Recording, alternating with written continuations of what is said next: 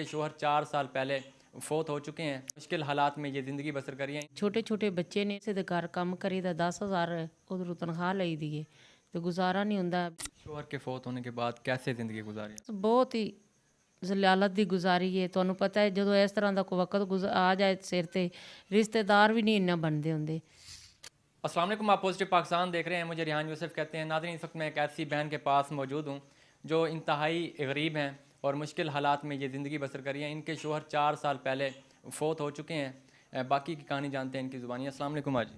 वालेकुम सलाम बेटा। माजी की वजह बनी है, क्यों तुहानू कैमरे दे आना पिया? ਬਸ ਕੁਛ ਗੁਰਬਤ ਹੈ, ਕਮਾਉਣ ਵਾਲਾ ਹੈ ਕੋ ਨਹੀਂ। ਛੋਟੇ ਛੋਟੇ ਬੱਚੇ ਨੇ, ਇਹਨਾਂ ਦਾ ਵਾਲਦ ਕਮਾਉਂਦਾ ਸੀ ਤੇ ਬਾਹਰ ਦਾ ਪਤਾ ਹੀ ਨਹੀਂ ਸੀ।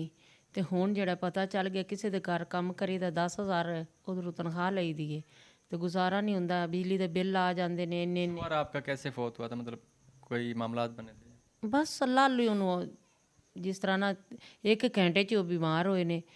7 ਵਜੇ ਬਿਮਾਰ ਹੋਏ ਨੇ, 8 ਵਜੇ ਫੌਤ ਵੀ ਹੋ ਗਏ ਨੇ। शोहर के फौत होने के बाद कैसे ज़िंदगी गुजारी आप? ਬਸ ਬਹੁਤ ਹੀ ਜ਼ਲਾਲਤ ਦੀ ਗੁਜ਼ਾਰੀ ਹੈ। ਤੁਹਾਨੂੰ ਪਤਾ ਹੈ ਜਦੋਂ ਇਸ ਤਰ੍ਹਾਂ ਦਾ ਕੋਈ ਵਕਤ ਆ ਜਾਏ ਸਿਰ ਤੇ ਰਿਸ਼ਤੇਦਾਰ ਵੀ ਨਹੀਂ ਇੰਨਾ ਬਣਦੇ ਹੁੰਦੇ ਤੇ ਕੋਈ ਵੀ ਆਪਣੇ ਵੀ ਛੱਡ ਜਾਂਦੇ ਹੁੰਦੇ ਨੇ ਤੇ ਹਰ ਕੋਈ ਹੈ ਤਾਂ ਚਲਦੀ ਦਾ ਹੀ। ਤੇ ਲੇਕਿਨ ਇਹ ਗੱਲ ਹੈਗੀ ਵੀ ਸ਼ੁਕਰ ਅਲਹਮਦੁਲਿਲਾ 2 ਵਕਤ ਦੀ ਰੋਟੀ ਤਾਂ ਅੱਲਾ ਦਿੰਦਾ ਪਿਆ ਹੈ, ਲੇਕਿਨ ਬੜੀ ਔਖੀ ਦਿੰਦਾ ਪਿਆ ਹੈ। ਤੇ ਇਸ ਲਈ ਮੈਂ ਮੀਡੀਆ ਤੇ ਆਈ ਹਾਂ ਵੀ ਮੇਰੇ ਛੋਟੇ ਛੋਟੇ ਬੱਚੇ ਨੇ, ਮੈਂ ਉਹਨਾਂ ਨੂੰ ਪੜ੍ਹਾਉਣਾ ਵੀ ਚਾਹੁੰਦੀ ਹਾਂ। कितने बच्चे हैं? हमारे बच्चे 4 ने बेटा, 2 बेटियां ने 2 बेटे ने। बेटियां बड़ियां ने, बेटे छोटे ने। एक बेटा मेरा 12 साल का, एक मेरा बेटा 10 साल का। वो स्कूल भी पढ़ते हैं तो बड़ा जोड़ा बच्चा है ना स्कूलों आ तो फिर जा तो काम करता होटल ते 4-5 200-300 400 कोई थोड़ा जिहा खाना वो लै आंदा। मैं किसी के घर काम करनी हाँ, मैं उतों 10,000 रुपया लैनी हाँ। वेख लो इन्नी महंगाई है, कोई बिजली का बिल चला जाता है, कोई रेंट चला जाता है। तो बस फिर पिछे अल्लाह वारस है या बच्चा छोटा है वो लिया है तो कोई शो खा लेदा सुबह शाम।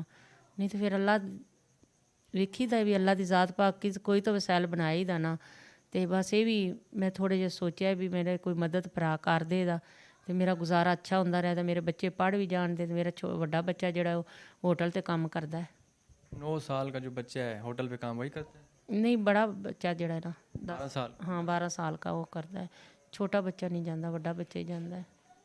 तो माँ जी इस तरह मतलब गुर्बत की ज़िंदगी आप गुजार रही हैं, तकलीफ़ नहीं होती, दुख नहीं होता? बहुत होंदी तकलीफ होंदी है, बहुत वक्त याद आते ने, बहुत होंदी तकलीफ। की करिए कोई चीज़ इन्नी महंगाई है की लै ते खाइए तो की करिए। तुसी खुद सोच लो 200-300 नाल की बनता है या 10,000 नाल की बनता है। घर दा कोई खर्चा ही नहीं पूरा होंदा। बिजली दे बिल नहीं, मकान दे रेंट है तो 10,000 तो 2 चीज़ां चला जाता है। तो फिर पूरा महीना 4 बच्चे ने, 5वीं मैं खाना है तो तुसी खुद सोच लो। तो यो ही मैं तो कहनी हाँ, मैं अपने भैणां भाइयां नूं, मुसलमाना वीरां नूं भी मेरी मदद करन। मेरे छोटे छोटे बच्चे ने तो मैं ना अपने बच्चों पढ़ाना चाहनी हाँ। बच्चियां पढ़न ना पढ़न, बच्ची बड़ी बच्ची मेरी दा निकाह उन्हां दे अबू जिंदा सी तो उदों ही होया ते छोटी दा भी उन्हां दे चाचू ने कर लिया सी। तो बस हुण मैं उन्हां दी शादी करनी है।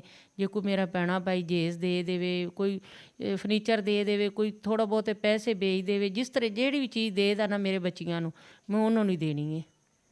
बिल्कुल नाज़रीन, आपने जैसे कि आप सुन सकते हैं कि इनकी जो जवान बेटी हैं 2, उनका निकाह हो चुका है और उनकी जो रुखसती करनी है इन्होंने, उसके लिए इनके पास जहेज़ के पैसे नहीं हैं, जहेज़ का सामान नहीं है।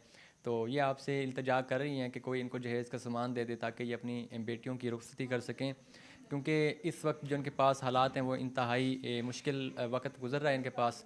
तो माँ जी मुझे ये बताएं, कभी ऐसा वक्त नहीं आया कि भूखा सोना पड़ा हो? कुछ दिन आते रहे ने पहले पहले जो ने ना मैनू कोई पता नहीं सी बाहर किस तरह काम करीदा है, किस तरह जाईदा है।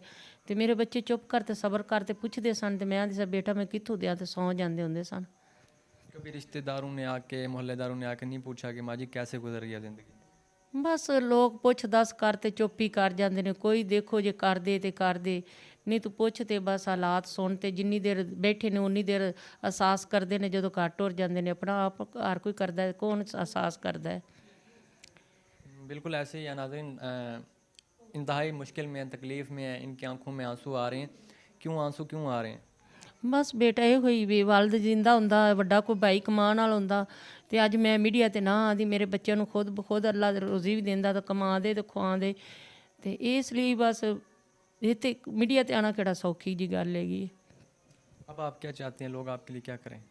ਬਸ ਮੈਂ ਤੇ ਇਹੋ ਹੀ ਕਹਿੰਦੀ ਆ ਵੀ ਮੇਰੀ ਮਦਦ ਕਰਨ, ਮੇਰੇ ਬੱਚੇ ਪੜ੍ਹ ਜਾਣ, ਅੱਛੇ ਤਰੀਕੇ ਨਾਲ 2 ਵਕਤ ਦਾ ਖਾਣਾ ਖਾ ਲੈਣ, ਮੈਂ ਆਪਣੇ ਬੱਚਿਆਂ ਨੂੰ ਪੜ੍ਹਾ ਲਵਾਂ, ਮੈਂ ਆਪਣੇ ਬੱਚਿਆਂ ਦੀ ਅੱਛੀ ਤਰੀਕੇ ਨਾਲ ਪਰਵਰਿਸ਼ ਕਰ ਲਾਂ, ਆਪਣੀਆਂ ਬੱਚੀਆਂ ਜਿਹੜੀਆਂ ਨੇ ਆਪਣਾ ਘਰ ਤੋਰ ਦਿਆਂ। ਕੋਈ ਥੋੜ੍ਹੀ ਬਹੁਤੀ ਮਾਵਾਂ ਦੀ ਤਾਂ ਖਵਾਇਸ਼ ਹੁੰਦੀ ਨਾ, ਕੋਈ ਥੋੜ੍ਹੀ ਬਹੁਤੀ ਚੀਜ਼ ਅਗਲਾ ਬੇਸ਼ੱਕ ਦੀ ਕਹਿਣ ਕੁਛ ਨਹੀਂ ਸਾਨੂੰ ਚਾਹੀਦਾ, ਤੇ ਬਾਅਦ ਤੇ ਤਾਂ ਗੱਲਾਂ ਕਰਦੇ ਨੇ। ਇਹਨਾਂ ਦਾ ਮਾਵਾਂ ਦਾ ਦਿਲ 'ਚ ਸ਼ੌਕ ਹੁੰਦਾ ਕੁਛ ਨਾ ਕੁਛ ਮੈਂ ਦੇ ਤੇ ਆਪਣੀਆਂ ਬੱਚੀਆਂ ਨੂੰ ਭੇਜਾਂ। बिल्कुल नाज़रीन, आपने इनकी कहानी सुनी है। इनकी 2 बेटी हैं जिनकी इन्होंने शादी करनी है और इनके पास जहेज़ का सामान नहीं है।